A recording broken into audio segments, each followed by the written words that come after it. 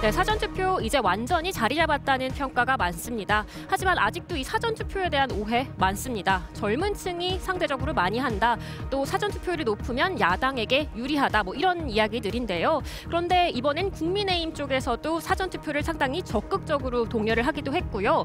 또 선관위 통계에 따르면 사전투표를 가장 많이 하는 연령대는 60대라고 합니다. 이런 사실들을 고려해 봤을 때 사전투표에 관한 속단하기는 조금 이르죠. 데이터로 사전투표 민심 그럼 확인해 보겠습니다. 먼저 지난 총선으로 갑니다.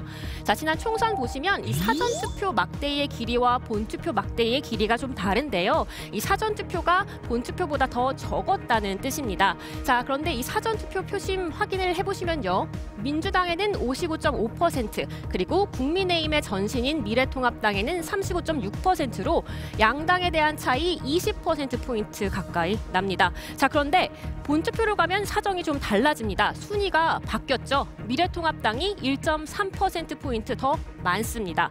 자, 이렇게 본투표와 사전투표의 표심이 다른 현상, 지난 대선에서도 이어졌습니다. 지난 대선에서 확인해보면요.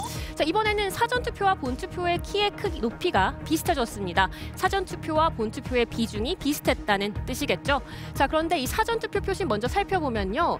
자, 이재명 후보가 7%포인트 정도 더 많은 득표를 했고요. 반면에 이 본투표를 보면 윤석열 당시 후보가 8%포인트 정도 더 많은 득표를 하면서 0.7%포인트로 승패가 갈렸습니다.